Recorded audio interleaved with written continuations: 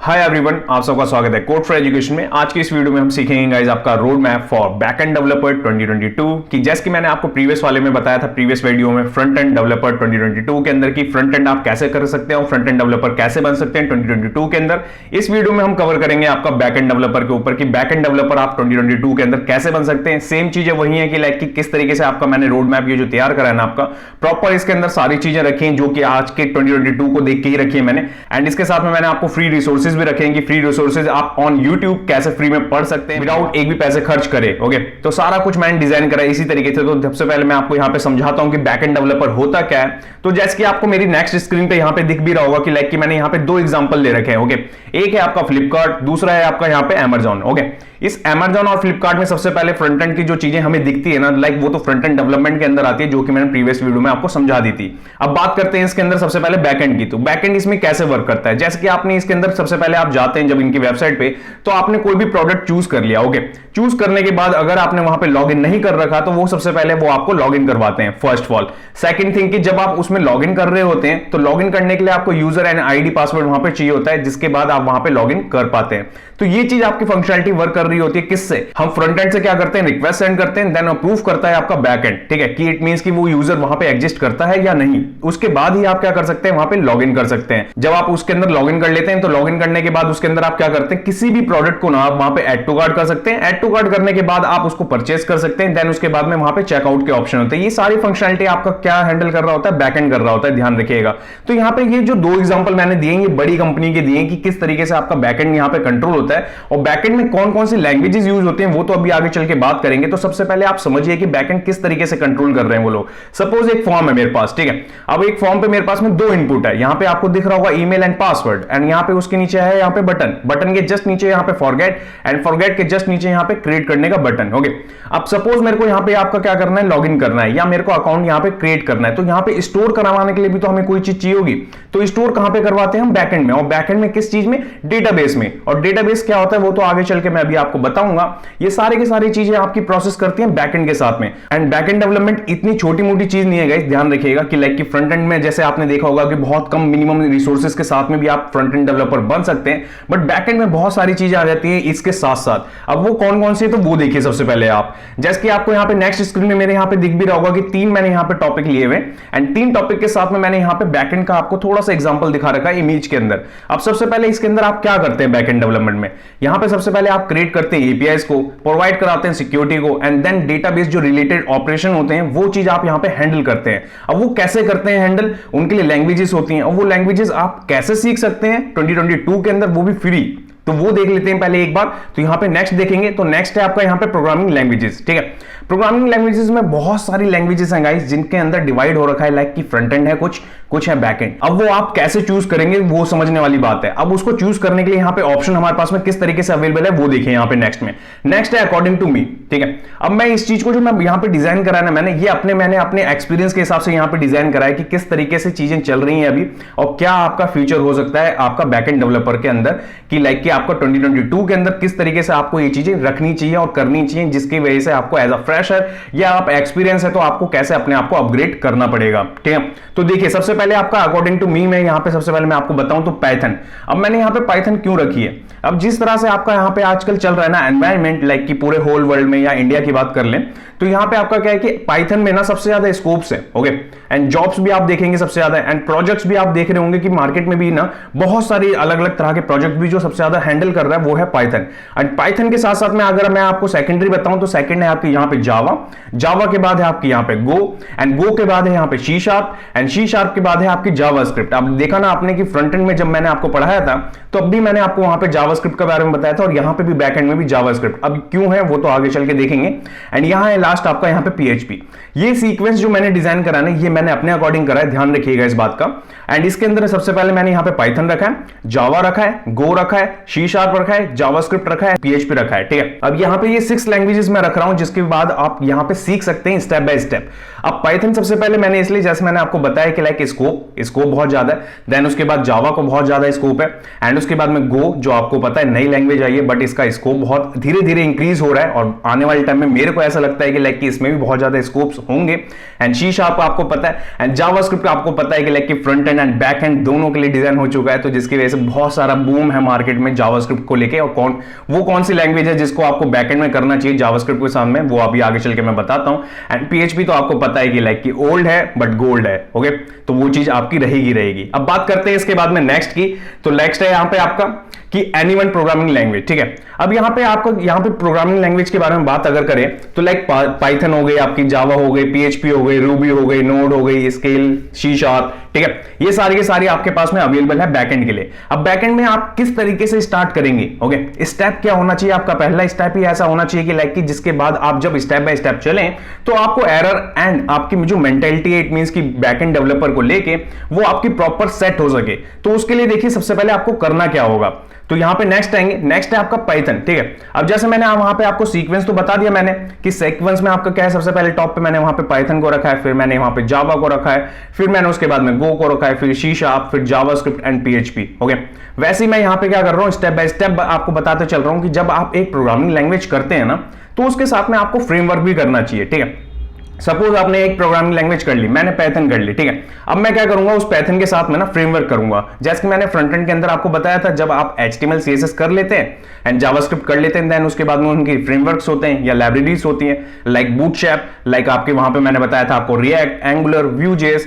वैसे ही आपके पास में यहाँ पे बैकएंड के अंदर भी ना आपके पास में ऑप्शंस बहुत अवेलेबल है, लाइक आपके पाइथन है, इस पाइथन के अंदर आपके पास में कौन कौन से फ्रेमवर्क अवेलेबल है वो मैं एक बार आपको बता देता हूं। सो सबसे पहले आपको मेरी स्क्रीन पे यहाँ पे दिख रहा है कि पाइथन, एंड पाइथन के जस्ट नीचे आप सबसे पहले यहाँ पे कर क्या सकते हैं, लाइक इसके साथ में फ्रेमवर्क कर सकते हैं आप Django, एंड Django के साथ में आप एक और है हमारे पास में यहाँ पे है फ्लैक्स, ठीक है। जो पाइथन के साथ में सबसे ज्यादा टॉप पे चल रहे हैं ना गाइस, वो है आपका Django। अगर मैं रिकमेंड करूं आपको तो लाइक कि आप पाइथन के साथ में ना Django कर सकते हैं गाइस, ठीक है। ये कुछ फ्रेमवर्क्स हैं जो कि आप पाइथन के साथ में यहाँ पे कर सकते हैं, अपने आप को एस्टैब्लिश कर सकते हैं बैकएंड डेवलपर, ओके। एंड इसके बाद देखते हैं नेक्स्ट क्या है आपका, नेक्स्ट अब यहाँ पे आपको फ्रंट एंड, जैसे मैं आपके बारे में बता रहा हूं ना कि फ्रंट एंड भी आपका चल रहा है साथ बाय साथ, क्योंकि यहाँ पे बैकएंड की तो बात हो ही रही है, बट आप यहाँ पे देख रहे होंगे कि लाइक कि मैं आपको यहाँ पे गाइड भी कर रहा हूं कि लाइक कि जो फ्रंट एंड है ना आपका, उस फ्रंट एंड की भी चीजें यहाँ पे इंक्लूड हो रही है। क्यों? क्योंकि यहाँ पे जावास्क्रिप्ट एग्जिस्ट कर रही है, और जावास्क्रिप्ट के अंदर क्या क्या चीजें मैंने फ्रंट एंड के अंदर आपको बताई थी, लाइक रिएक्ट हो गई, आपकी एंगुलर हो गई, Vue.js हो गई, ये सारे के सारे क्या है फ्रेमवर्क्स है आपकी जावास्क्रिप्ट के, और डिपेंडेंसी किसके ऊपर आती है, जावास्क्रिप्ट के ऊपर आती है, ठीक है। अब आप क्या कर सकते हैं इसके साथ में, अगर आप एक फ्रंट एंड डेवलपर हैं ऑलरेडी, तो आप मेरी सजेशन के हिसाब से आप फ्रंट एंड के अंदर ही रहिए, एंड देन वहां से आप Node.js कर सकते हैं बैकएंड के लिए। ध्यान रखिएगा, आपको पाइथन में आने की जरूरत नहीं है कि लाइक कि आप पहले पाइथन करेंगे देन उनके बाद में उनके फ्रेमवर्क करेंगे, तो एक बहुत लंबा प्रोसेस हो जाएगा। बट अगर आपने पहली फ्रंट एंड के अंदर बहुत सारी चीजें कर रखी हैं, लाइक कि HTML CSS, JavaScript, and JavaScript के बाद में आपने उनके फ्रेमवर्क्स कर रखे हैं, तो आपको अगर बैकएंड भी सीखना है तो बैकएंड के लिए आपके पास में बहुत अच्छा ऑप्शन होता है Node.js का, ठीक है। Node.js को कर लें आप, देन उनके बाद में आपको भी फ्रंट एंड बैक एंड की दोनों की नॉलेज हो जाएगी गाइस। ध्यान रखिएगा, ये फ्रंट एंड डेवलपर जो ऑलरेडी हैं या जिन जो कर रहे हैं उनके लिए मैं बता रहा हूं, ठीक है। एंड इसके बाद इसी के अंदर आपके पास में ऑप्शन होते हैं फ्रंट एंड के अंदर, तो आपने देखे होंगे दो ऑप्शन आजकल बहुत चल रहे हैं मार्केट में, एक है आपका मर्न, एक है मीन, ठीक है। अब ये दोनों की दोनों जो डिपेंडेंसी है ना वो जावास्क्रिप्ट के ऊपर है, ध्यान रखिएगा। अब इसके अंदर आपका MongoDB भी आ जाता है, एक्सप्रेस आ जाता है, रिएक्ट आ जाता है, एंड Node.js आ जाता है, ठीक है। आपका मर्न की बात कर रहा हूं। अब मीन में अगर मैं बात कर लूं इसकी, तो MongoDB, Express, Angular and then Node.js, ठीक है। ये सारी की सारी चीजें आपकी front end and back end दोनों संभाल लेती हैं, ध्यान रखिएगा गाइस। इसलिए मैंने इनको बैक एंड के अंदर इंक्लूड करा है कि जिससे कि आपको भी पता लग सके कि ये सब चीजें भी एग्जिस्ट करती हैं, ठीक है।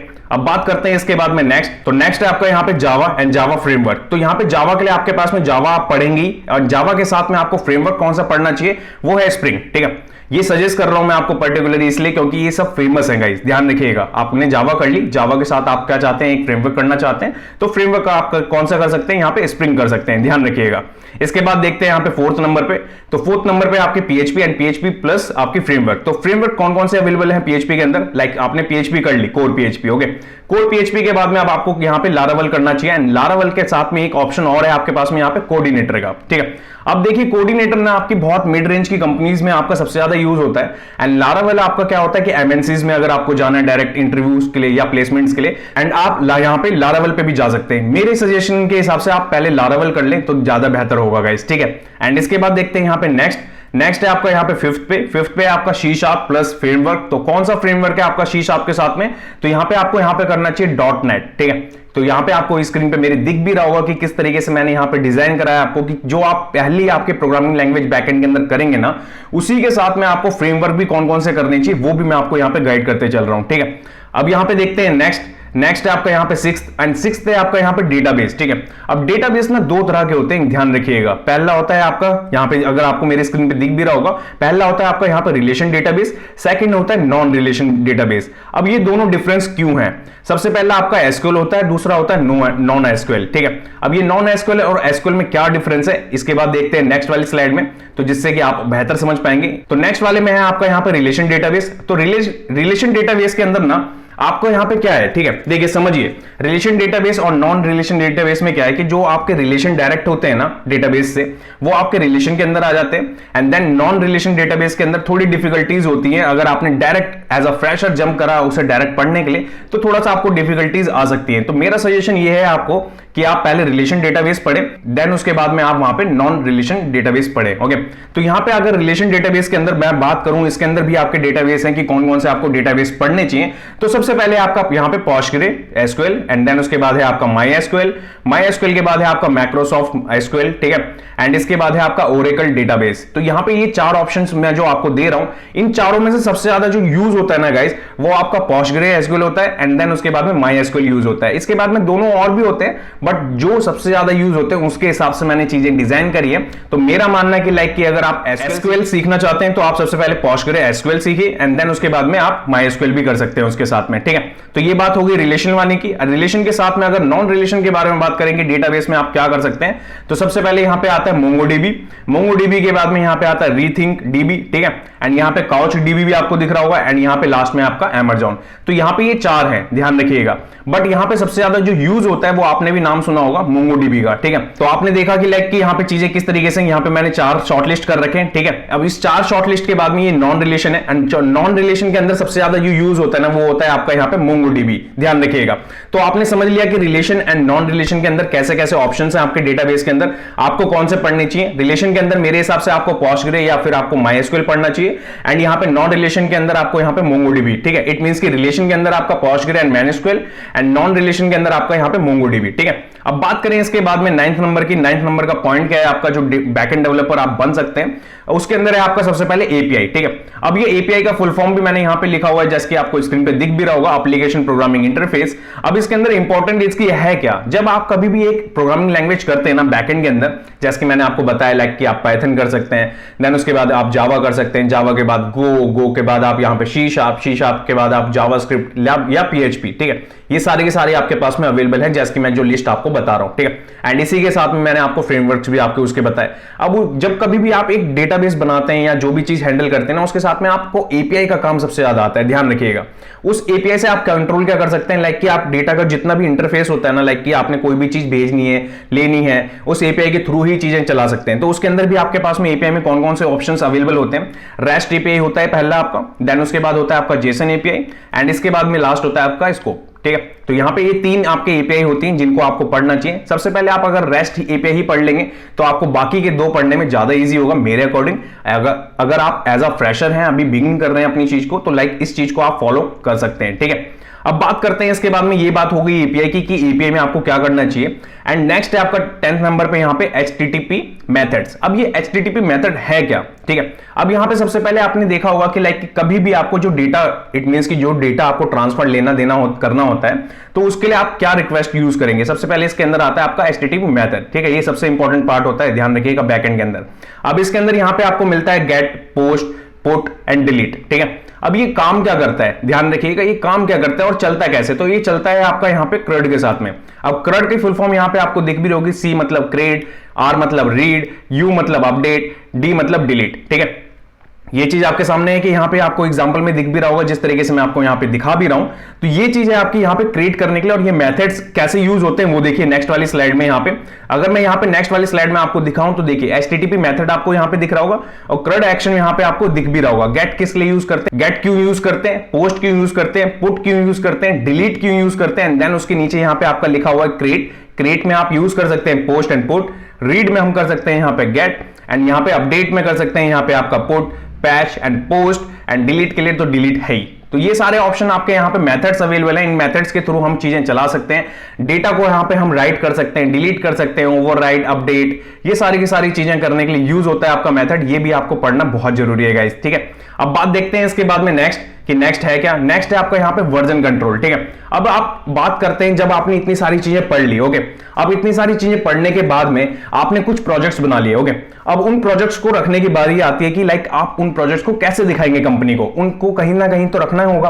तो वो चीज आप रख सकते हैं कहां पे, लाइक या तो आप बिटबकेट पे रख सकते हैं, या तो गिटहब पे रख सकते हैं, या गिट पे, या गिटलैब पे। ये सारे के सारे ऑप्शन आपको इंटरनेट पे अवेलेबल मिलेंगे और वहां से आप ये सारी की सारी चीजें कर सकते हैं। जैसे कि मैंने फ्रंट एंड के अंदर, रोड मैप के अंदर भी इन चीजों को इंक्लूड करा था, वैसे ही मैं आपको यहाँ पे बैक एंड के अंदर भी इसलिए बता रहा हूं क्योंकि ये मोस्ट इंपॉर्टेंट पार्ट है। सपोज आप यहाँ पे कंपनी में काम कर रहे हैं, ठीक है, और कंपनी में आपकी टीम में यहाँ पे 5 लोग हैं, एक है आपका मैनेजर, दूसरा है आपके 4 कलीग्स, ठीक है, और चारों के चारों मेंबर्स सेम प्रोजेक्ट पे काम कर रहे हैं आप। अब वहां पे आपकी प्रॉब्लम क्या क्रिएट होगी, अगर आप यहां पे वर्जन कंट्रोल सिस्टम नहीं यूज करेंगे तो सपोज आपने बहुत सारी चेंजेस कर लिए डिफरेंट, बट आपको याद ही नहीं रहेगा कि लाइक कि किसने कौन से चेंजेस करे थे, ओके।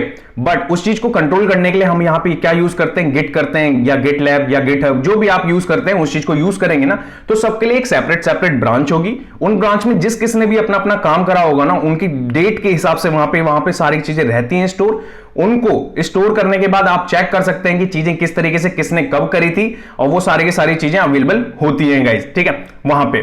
अब उस चीज को करने के बाद में आपके पास में क्या क्या ऑप्शन आपको मिलते हैं वो समझिए। सपोज आपके पास में एक प्रोजेक्ट है, ठीक है, एक प्रोजेक्ट को आपने कर दिया, लाइक कि आपने पहले पीएचपी पे बनाया था, अब आपने उसको अपग्रेड करके नोड.जेएस पे उसको कराया बैकएंड, ठीक है। अब उसको आपने जब ब्रांच को लाइव करा, तो लाइव करने पे अब क्या हुआ कि आपकी बहुत सारी चीजें चल नहीं रही है वहां पे। तो अब क्या है आपके पास में वहां पे ऑप्शन, तो आप वहां पे क्या कर सकते हैं, उस चीज को रिवर्ट भी कर सकते हैं, क्योंकि आपने ब्रांच पे काम करा ना। बट यही चीज आप अगर सीधा लाइव पे करते, जो कि आपकी एक सिंगल हैंडेड फाइल होती है, जब आप इस चीज को नहीं यूज करते तब आपके पास में बहुत सारी प्रॉब्लम होती है। तो इसलिए मैं आपको कह रहा हूं कि वर्जन कंट्रोल सिस्टम को आपको यूज करना चाहिए, क्योंकि यहां पे मास्टर के साथ में होती है, लाइक एक मास्टर ब्रांच होती है आपकी, उस मास्टर से हम यहां पे ब्रांचेस निकालते हैं, जितने भी लोगों के लिए ब्रांचेस निकालनी पड़ती हैं, जितने भी टीम मेंबर हैं आपके, उनके अकॉर्डिंग, ठीक है। तो यहां पे जैसे कि आपको ग्राफ पे दिख भी रहा होगा। एंड इसके बाद अगर बात करूं मैं यहां पे नेक्स्ट की, तो नेक्स्ट है आपका यहां पे कैशे की, ठीक है। अब कैशे है क्या, ये इंपॉर्टेंट क्यों है इतना, और क्यों आपको पढ़ना चाहिए। जब आपने सारी लैंग्वेजेस पढ़ ली, उनके अंदर के आपने लैंग्वेजेस के साथ में फ्रेमवर्क कर लिए कुछ, एंड उसके बाद में आपने डेटाबेस पढ़ लिया, डेटाबेस के बाद में आपने यहाँ पे वर्जन कंट्रोल पढ़ लिया। बहुत सारी चीजें होती है, लाइक जब आप एपीआई बनाते हैं ना, तो एपीआई बनाने टाइम में आपको क्या होता है कि लाइक बहुत सारी रिक्वेस्ट होती है, ओके, बहुत सारी रिक्वेस्ट में यूजर का डेटा भी होता है। तो आप हर बार यूजर का डेटा थोड़ी ना फिल करते रहेंगे, और हर बार आप डेटा थोड़ी ना मंगवाएंगे। तो उस चीज के लिए आपके पास में यहाँ पे कैशे का ऑप्शन होता है, तो कैशे को भी आप पढ़ सकते हैं। इसके अंदर भी 2 ऑप्शन आपके पास में अवेलेबल हैं, कि 2 आपको इनमें जो मोस्ट पॉपुलर है वो मैं आपको बता दूं। एक है आपका यहाँ पे रेडिस, और एक है आपका मैम कैश, ठीक है। अब इन दोनों में से आपको जो भी लगे वो आप पढ़ सकते हैं। ये जो टॉप है मैंने वो आपको बताएं, ठीक है, ध्यान रखिएगा। इनको आप पढ़ने के बाद में आप इसके साथ क्या कर सकते हैं, लाइक कि आप वन टाइम में, आप जैसे कि आपने एक टाइम रिक्वेस्ट भेजी, ठीक है, एक टाइम रिक्वेस्ट भेजने के साथ में आपने उस डेटा को सेव कर लिया, तो आपको बार बार रिक्वेस्ट सेंड करने की जरूरत ही नहीं पड़ेगी यूजर को, ध्यान रखिएगा, ठीक है। अब बात करते हैं इसके बाद में नेक्स्ट, तो नेक्स्ट है आपका यहाँ पे टूल्स, ठीक है। अब बैकएंड डेवलपर के लिए सबसे इंपॉर्टेंट टूल होता क्या है, ध्यान रखिए। सपोज आपने वहां पे लैंग्वेजेस पढ़ ली, जो कि मैंने आपको बताई, उसके बाद में आपने डेटाबेस पढ़ा, एपीआई बना ली, एपीआई बनाने के बाद में आपने वहां पे वर्जन कंट्रोल भी पढ़ लिया, आपने कैशे भी पढ़ लिया। अब इसके बाद में आपने यहाँ पे टूल है, अब आपने कोई एपीआई बनाई, ठीक है, एपीआई बनाने के बाद में आप उसको टेस्ट भी तो करेंगे। आपने बैकएंड में जितनी भी चीजें बनाई है, जो कि बैकएंड डेवलपर करता है, लाइक उसका एपीआई बनाने का सबसे ज्यादा काम हो, एंड देन उसके बाद में डेटाबेस कंट्रोल करने का, डेटाबेस क्रिएट करने का, ये सब बहुत सारे काम होते हैं बैकएंड डेवलपर के।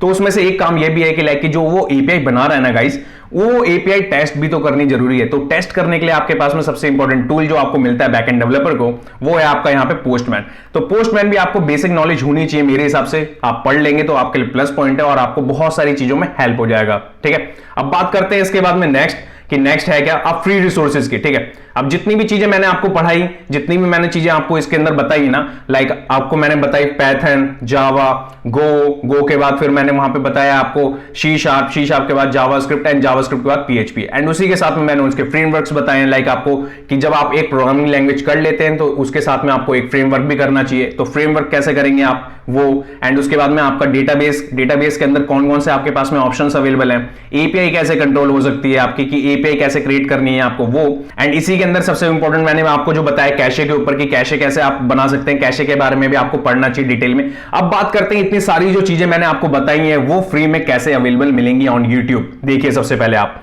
तो यहां पे मैंने लिस्ट बना रखी है। सबसे पहले अगर आपको पाइथन पढ़ना है तो कोड विद हैरी पे अवेलेबल है, ये यूट्यूब चैनल्स के नाम है, ध्यान रखिएगा।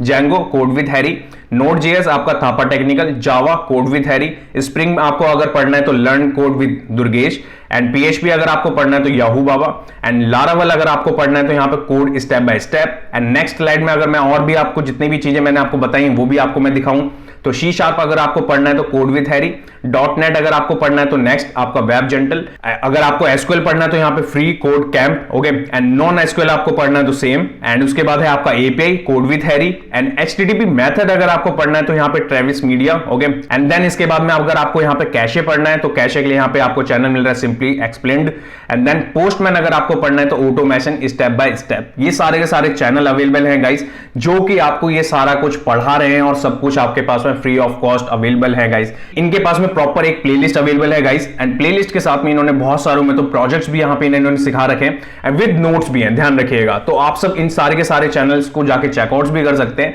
एंड डिटेल्स में आपको पढ़ भी सकते हैं। एंड इसके बाद भी जितनी भी सारी चीजें मैंने आपको बताई है ना गाइस, इसके बाद भी अगर आपका कोई डाउट रहता है, ठीक है, तो डाउट के लिए अगर आपको कोई डाउट है तो कमेंट सेक्शन में कमेंट करें, या तो आप मेरे को इंस्टाग्राम पे मैसेज भी कर सकते हैं, और इंस्टाग्राम का भी लिंक आपको नीचे मिलेगा डिस्क्रिप्शन में। और आप कोड फॉर एजुकेशन को इंस्टाग्राम, फेसबुक, ट्विटर कहीं पे भी आप करेंगे ना मैसेज तो मैं आपका मैसेज का रिप्लाई जरूर करूंगा। अब बात करते हैं इसके बाद में नेक्स्ट जो लास्ट हमारा सेगमेंट है वो है आपका कि लाइक मैंने आपको चीजें बता दी, ओके। अब यहां पे आपको स्क्रीन पे दिख भी रहा होगा thanks for watching and okay and like share and comment, ये चीज तो आपको करनी है क्योंकि अगर मैंने इतनी वैल्यूएबल आपको चीजें दी हैं, अगर गाइज मैंने आपको जो भी नॉलेज दी है वो आपके काम की है, अगर आपको लगता है कि जो मैंने आपको इंफॉर्मेशन दी है वो आपके काम की है तो प्लीज चैनल को सब्सक्राइब करें, बेल आइकन को हिट करें जिससे कि वीडियो की लेटेस्ट नोटिफिकेशन आपको सबसे पहले मिल सके, एंड कोड फॉर एजुकेशन को इंस्टाग्राम, फेसबुक एंड ट्विटर पे फॉलो करें। मिलते हैं नेक्स्ट वीडियो। जय हिंद गाइज।